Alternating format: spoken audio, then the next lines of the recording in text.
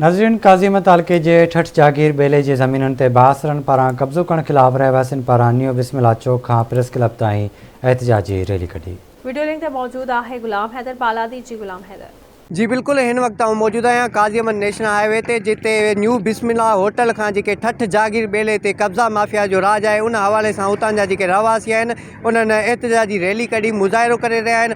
वधीक उन्हनि सां ॻाल्हि ॿोल कंदासीं त उन्हनि जो छा चवणु आहे। पर असां ठठ जागीर बेले जे तमामु नज़दीक असांजो ॻोठु आहे, उते जा असां रहाकी आहियूं। ॿाहिरियां माण्हू अची काफ़ी ठठ जागीर बेले ते कब्ज़ो करे, जिते 200 एकड़ ज़मीन हींअर बि उन्हनि आबाद करे, वण कटे आबाद करे छॾिया आहिनि। ऐं जेके वण तयारु आहिनि उन्हनि खे बि हुन कटाई शुरू करे ॾिनी आहे माफ़िया वारनि।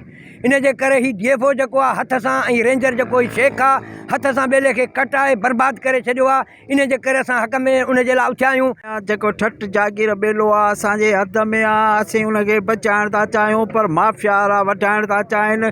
DFO पैसा वठो वढाए पियो, जेके वण वॾा आहिनि से बि वढाइनि पिया, वरी नवां वण पोखीनि पिया।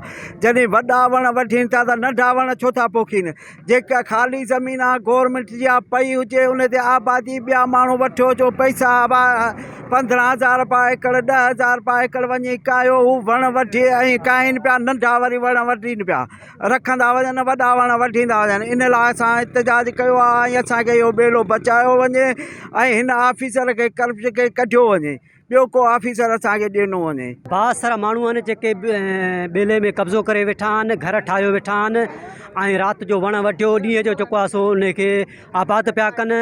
असां आला अख़्तियारनि खां ऐं तमामु ज़िले जे ऑफिसरनि खां घुर था कयूं त असांखे बेलो बचाए ॾिनो वञे। बेलो जेको आहे सो उन में वढियो वञनि था, उन में को बि ऑफिसर अचण लाइ तयारु कोन्हे को, जेको वढीनि पिया, राति जो वढाए राति जो खणंदा आहिनि। उन में जेके राति जो कब्ज़ेदार जेके घर अॾे वेठा आहिनि। तव्हां मुज़ाहिरीन जूं ॻाल्हियूं ॿुधियूं। इन्हनि जो चवणु आहे त ठठ जागीर जेको बेलो आहे, उते जो जेको DFO आहे ऐं जेको रेंजर आहे, उहे हथ सां पैसा वठी करे बेले जी जेका ज़मीन आहे उतां जे बासर माण्हुनि खे ॾेई करे उते फ़सुलु करायो पियो वञे। असां इन हवाले सां एहतजाजी मुज़ाहिरा करे रहिया आहियूं। असांजो मुतालबो आहे गवर्नमेंट ऑफ सिंध खां त इन्हनि DFO ऐं रेंजर ख़िलाफ़ फिलफोर कार्रवाई करे ऐं बेलो बचायो वञे। जी।